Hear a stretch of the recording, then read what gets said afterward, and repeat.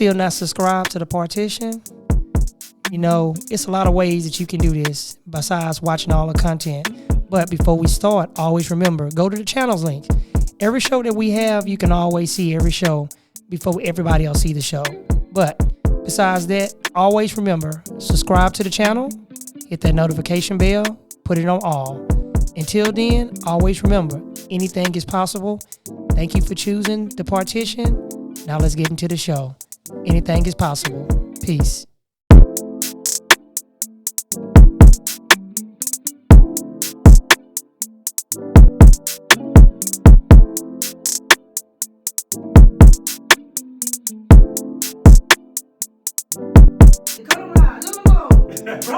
Stand up, they looking at me like, I know you're not waiting. Did I say it right? Yes, you did. Yeah, I know my Sir Charles. Not every 5 or 10 minutes, my son got me this with my dad, so I can always have him with me whenever I do the show.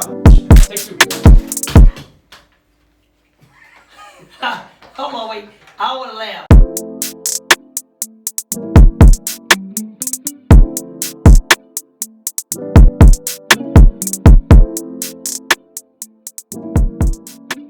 Welcome back to Choppin It Up with Lil Ron. Today, I have a special guest in the studio. This man has to travel a long way, but no matter what, he made it here with the grace and the blessings from God. Amen. I have the one and only. This man is an entrepreneur.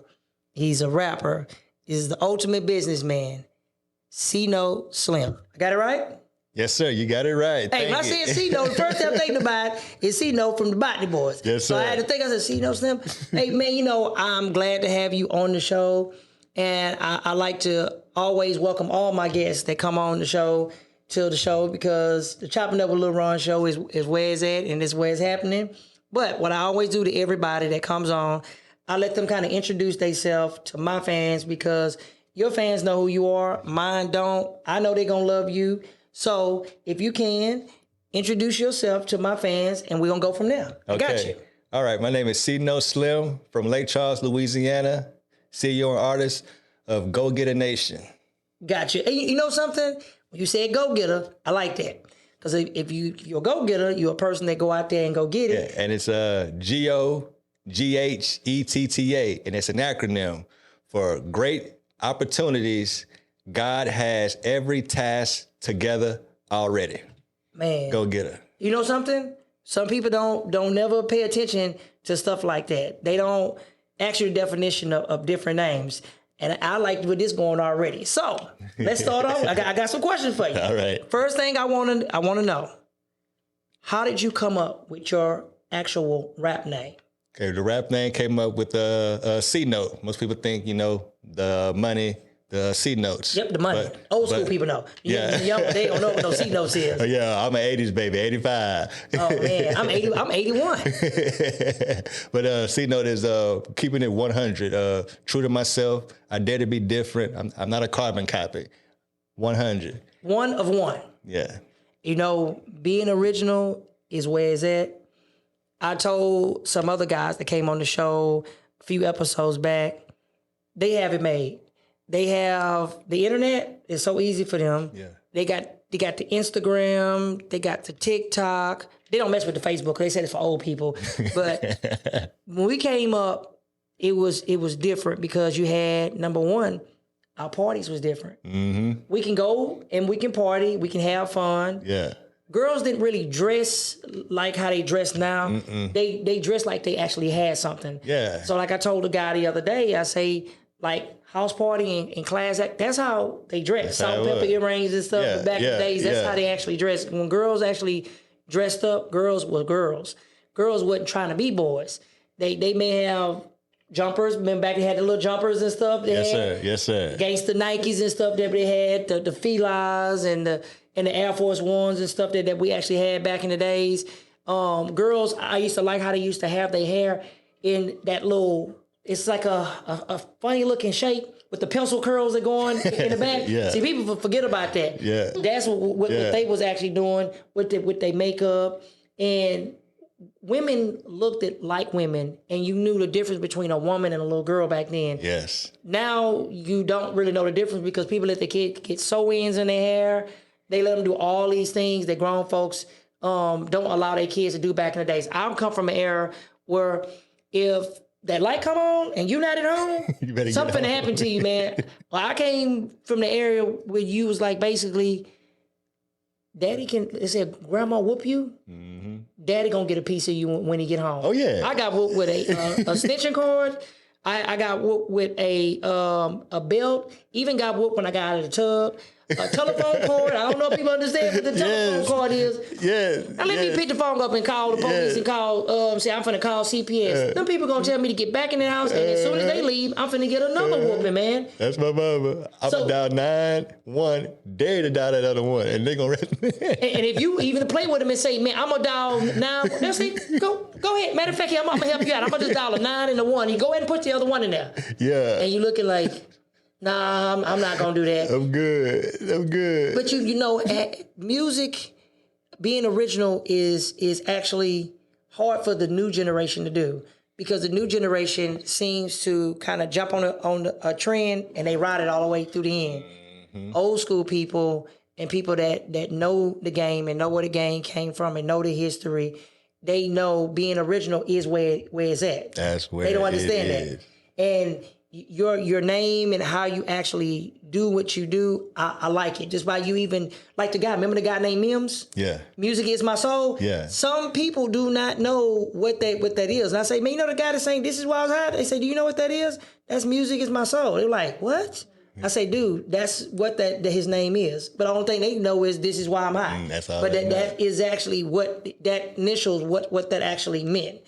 Now, what I do want to ask you, this is important to me, that I want to know, in the music that you said some things in the beginning I do like that has to do with some spiritual stuff to me, that I always feel like everybody should always have some type of spiritual connection, especially with they maker, whether is, I was raised up on Jesus and God. Yeah. Some people believe in Allah, Buddha, or whatever they believe in. I don't knock nobody's religion, but we all serve one God, and that's one God. When you leave it, you got to go to your maker. So what made you, when you do your music, is your music more on a gospel side, or is it more on an actual everyday lifestyle when you do your rapping and your music and stuff? All of the above. Okay. All of the above. So people say just gospel or just, I'm all of the above. If I want to make a gospel song, I'll go write a gospel song and rap it. But if I want to make an everyday song, I do an everyday song. No box. And see, I like an artist that can be real and genuine. Because when you're real and you're genuine, can't nobody classify you as fake and fraud. Mm-hmm. Prime example, Tupac. I'm a diehard Tupac fan. Anybody know me, they know I love Tupac. Yes. The people don't understand. They always do comparison between Tupac and Biggie all the time. And they always say, Biggie was business than Tupac. I always said Tupac was always smarter than Biggie because he was a pre-thinker. He sat in the studio and cut music for everything that's going on right now. He'd already cut it. He already done told us the blueprint. He already told you this.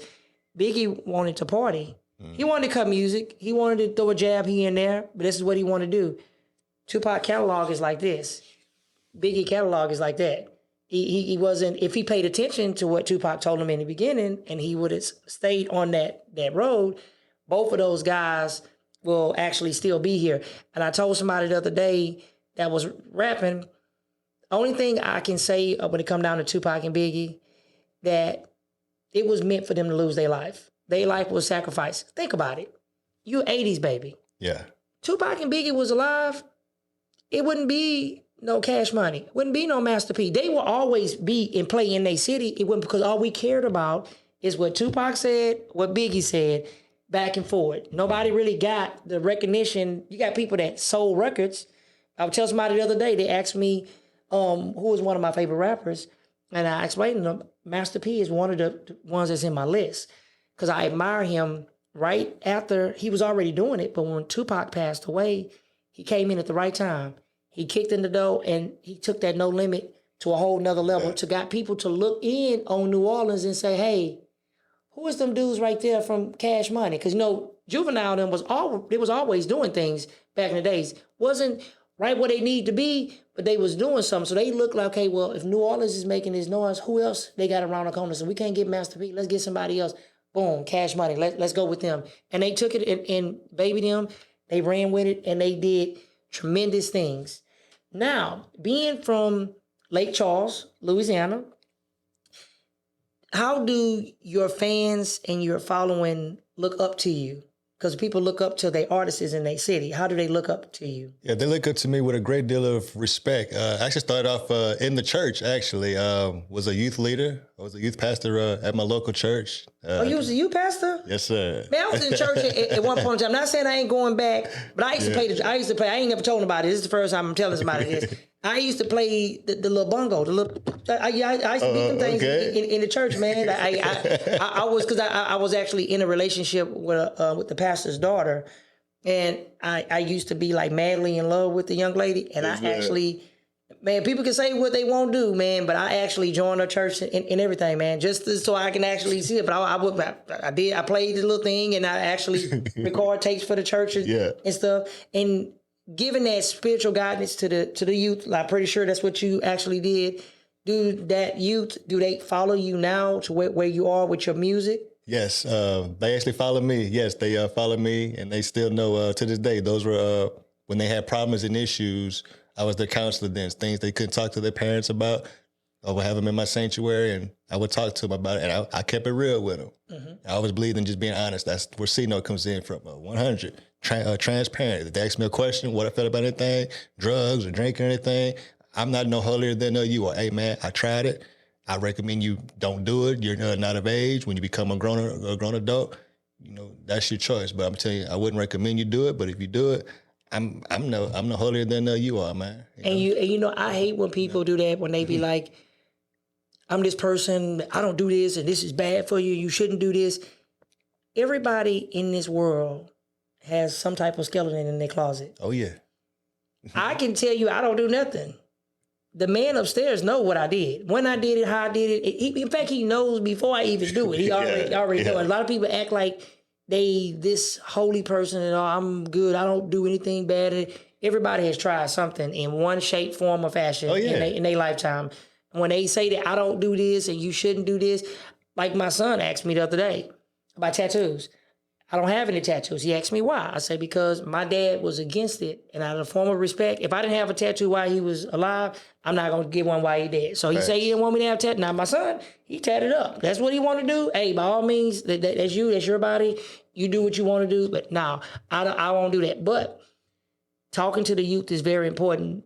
We as Americans, not as saying as African-American and Caucasians, we don't take enough time to give the positive stuff to our youth. That's why we have the kids that go around that don't respect the elders, the ones that's going around twerking on the video, the ones that's messing with the older guys, and they shouldn't be doing it. When you got your mom and your dad in your life or some type of mental figure, somebody that can mentor you and tell you, hey, look, that's wrong, you shouldn't do this and you shouldn't do that, that's how you get positive stuff. Think about it. Back in our days, you couldn't... When daddy came home or mama came home from work and it's time to eat, you put that Nintendo down because we didn't have no online stuff. Yeah. Put the Nintendo down. You go to the kitchen table. You eat the food. When you finish eating, you're either going to wash the dishes, sweep that floor, take your bath. You can get back on your game. You ain't going to be on your game no 2 or 3 o'clock in the morning. That ain't finna happen. By 8, 9 o'clock, when they say cut it off, it's cut it off. And even if you turn back around, they got the games that can save. We didn't have the game that can save. You had to start all over again. From the beginning. Some people, they don't understand that we didn't have no online. We had to go to somebody else's house and play the game or take our game with us and go over there and play. They don't know about that. They don't know about that. Going outside. I got this game. I trade you. There you go. And, I traded a lot. One game that I'd never traded back in my days that people asked me for was Mike Tyson Punch Out. I wasn't gonna give you a Punch Out. I wasn't finna give up, and Super Mario Brothers. I wanted to get that up. Any other game, man, we trade games, and man, kids. I liked it back in our days. I can fight you today. Yeah. I can stop talking to you for 2 weeks. 3rd week, we right back talking. We friends. Mm-hmm. Now, I fight you. I got to worry about going home and worry about you coming back to shoot up my house or kill me because your friend, they oh yeah, man, he beat you up, he did this and that. Yeah. People, they don't fight fair no more. And so you live in a day and time that people, they get to the point like, hey, look, man, I'm gonna have to kill this person because the person's gonna do this to me. I don't recommend. I tell people, man, I walk by faith, not by sight. So I don't actually turn back around and worry about nobody harming me because I feel like in reality, every day that you're born in this world, God know the day you live and the day you die. Facts. It's nothing nobody's gonna do that's gonna alter that. I don't care what they come up with. He know if you're gonna commit suicide. He know if this person gonna come get you. If this person come and they shoot you and he take your life, he has the power to touch you and say, I'm gonna leave you here. He got the power to say, I need you. So let me go ahead and take you home with me. And some people, they don't understand that. And being a figure that can mentor people, I am 100% with that totally. Now, projects that you actually have. Do you ever get in the studio, do you ever get tired at times with your projects and doing your music? No, and that's why I know that it's a gift from God. I don't get tired with it. I eat, breathe, sleep. I have my phone. I got about 300 songs written. I got 5 notebooks in my head memorized lyrically. I don't get tired. All day at work, I'm thinking of a hook. I'm thinking of a verse. It never gets old. And that's why I know when they say do what your calling is, whether it's rapping, teaching, hosting a show, washing dishes, whatever. When it's your calling, it's a part of you. It's like my oxygen. Like I have to do it. It's almost like a blessing or like a curse or a blessing and a curse at the same. I have to write. I have to do this. Writing on tissue paper, on paper towel. It's me. When they say like I am music, that's literally what that means. Like never get tired. And to be honest with you, when you are a true visionary, some people don't understand the difference between. Everybody's not built to be a leader. Some people are built to be a follower. Some people are built to be leaders. They're built that way so they can help others. I tell people, how can you bless somebody when you're not willing to give? You have to take a loss to get a gain. Some people do not understand that you have to take a loss and get a gain. Now, another question I want to ask is very important. I notice a lot of the new generation rappers are doing this because they're catching on from the old generation.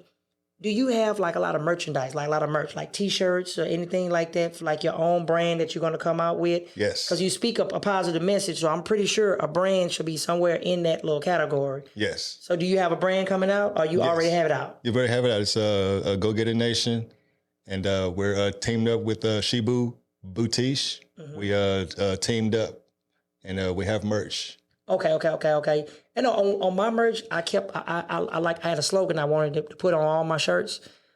A slow down beats a fast dollar. And that's proven fact. And a lot of people, they do not know that. And I actually, people don't know I do a lot of stuff. I have my own men's beard oil. I named it after my son, which is called Carry On Beard Oil. Okay. I have my own cigars, which they're called Humble 21. I have my own cigars. My daughter has her own fruit drink. It's coming out. It's called Zanays. So I have a whole bunch of stuff that I'm actually putting in place. So branding your stuff is important. A lot of people don't know that's like super important to brand yourself, because that's how you keep people coming back, wondering what are you going to do next? How are you going to do this? So that is like super important. Now we come to the segment where we call Leon's Top 5. Leon was a cousin of mine that got killed in an 18-wheeler last year. So he was a big fan of Kicks and Tricks, and he was a big fan of this show. I didn't have the King's Lounge yet. I didn't have the Riker Show, but he loved what I actually done. What would be your top 5 artists? They can be rap, R&B, gospel, reggae, country, jazz, blues, whatever you want it to be. What would be your top 5? My top 5 would be, I would have Tupac at number 1. Man. I have Jay-Z. I have Nas. Now, speaking of Nas, I'm glad you said that. Did you ever hear the story about Tupac and Nas? A lot of people, they don't know this story. I didn't. I don't know. When the night before he got killed, they end up, something happened early on with Nas's brother and the Outlaws and stuff. But when they met up in the park, they end up crossing each other's paths. So it was basically all of Nas's camp, all his Tupac camp. That night, would have actually changed. There was a heated conversation between both parties. The parties was ready to like basically draw down, like, hey man, it's whatever. You got your death row, we got our people. Nas and Tupac, as men, Nas told Tupac, like, hey man, look, I got love for you. And Tupac said, I love you too, man. So they made a meeting with each other. They walked to the side. Tupac agreed. I will take you off of Machiavelli. It will not be on there. I will take that off. If you listen to almost all the music he left behind, for his diss songs, you think about it, you never really hear no song of him dissing Nas because he promised to take it off. But even though Suge Knight and Death Row, they felt like they should keep it on there for that particular song at the end of the album, it stayed on there. They actually squashed it. It's a song that Nas has that he actually talked about that incident on the album. I always respected Nas for that because it takes a strong person to pay respect to the people that come before you. Because he could have said, man, forget it. And a lot of people always say, Tupac was this and Tupac was that. When I talk to the Biggie fans, I always tell them is they forget about the time when the Dog Pound trailer got shot. Biggie called the radio station and said, New York, how y'all I can't believe y'all gonna let Tupac and the Dog Pound come shoot a video in New York. New York, stand up. That's why they shot the trailer up. But Tupac wasn't even there. That's why when you go back and you look how Tupac got mad at Snoop at the end because he felt in his heart, they shot at the trailer y'all was in. I'm going to ride for you and I'm going to do this right here. I'm going to do this, hit him up, and I'm going to do all this stuff because you my homeboy. All of a sudden, you go to the radio station and, hey, man, Puffy and Big, they my homeboys. I'm looking like, man, I put my life on the line for you, dude. I'm going straight in for it. And then all of a sudden you say, hey, man, look, dang, these your homeboys, dude. If they your homeboys, they shot at you, man. Come on, man. Which side are you on? That's why Tupac was mad at me. He never said he didn't love Snoop. He always loved Snoop Dogg. He just felt like, man, it's like you portrayed my friendship as a friend. And I could understand Snoop part and I can understand Pac part. I understand Snoop part is like, I was friends with Puffy them before we became friends, Pac. So I don't want to turn back around and get in the middle of y'all stuff. But Tupac didn't feel that way because he felt like, hey, look, man, I got in the middle of your stuff. So you got Nas, so that's 3. Okay, I got from Louisiana. Okay. I rock with Master P. I still got the Ghetto D album, Mr. Ice Cream Man. Man. The Ice Cream Man. It's just something about that white suit and that white with them gold with them gold things on there. Yes, man, with them Dayton's on. Hey, I know what the Dayton's, man. That body, man, and break them off something. Yeah, man, I'm telling you that Bourbons and Lags. Yes, that's a hey. Man, pass me them things. Let's get them, man. Yeah. Ghetto D is probably one of the only Master P albums. I cannot lie. I can put it in and press play on Ghetto D. Besides the True to the Game album, I love that with the two discs with the little skulls on there, with the swan and stuff. That CD, right? I feel like it's always somebody watching me. Master P, man, he did some wonderful stuff, man. I love Master P, man. I tell people all the time. People ask me when I talk about my podcast. Yeah, I tell them I wanted to create a network of all of these shows like Master P did with No Limit. That's exactly what I want to do, and I mean it. I tell them, I say, hey, look, man. I'm like Master P, man. Master P was just dropping him, man. Every time you look up, man, it was a time where No Limit was running it. They were running everything, man. They would get, and I hate they never got a chance to actually get the deal done with Montel Jordan. Man. And he was this close to actually getting them, and then everything just. Let's Ride with us. Yeah. That's music, man. That's music. Yes, man. That's music. People they don't understand that is actually music, and you have to, people understand you have to actually grow. So Master P will be your last one. Now, for his social media, how can the people find you on social media? On Instagram, the official See No Slim page, all one word. Okay. And are you on Facebook, YouTube? Facebook as David Bell, See No Slim. Okay, and on YouTube? And on YouTube, See No Slim, C-Note Slim. Make sure you guys go and subscribe to this man's YouTube page, man. Y'all support this man just like y'all support me. Now, what I do want to say is, you have my blessings, and I'm all for it. And I will be, when you do that DJ Screw stuff at the mirror, I'm telling you, I'm going to be there. You ain't got to worry about that. We will be there because it's actually good because I have another show that's finna get ready to come out. It's going to be called Hanging Out with Lil Ron. Okay. So instead of me having to chop it up with Lil Ron in the studio, I get out and I go out and about, and I get a chance to actually talk to the people in the public. Okay. So that show right there is going to be just as better as chopping it up with Lil Ron. I get a chance to be out and about, and I get a chance to go to the events because Kato came up with it, and he told me, let's do it. Yeah. And I'm going to make sure I do exactly what he told me. I enjoyed you. I promise you I will have you back on a later episode. Until next time, always remember, anything is possible. Thank you guys for choosing Chopping Up with Lil Ron. Until next time, we out. Peace. Peace.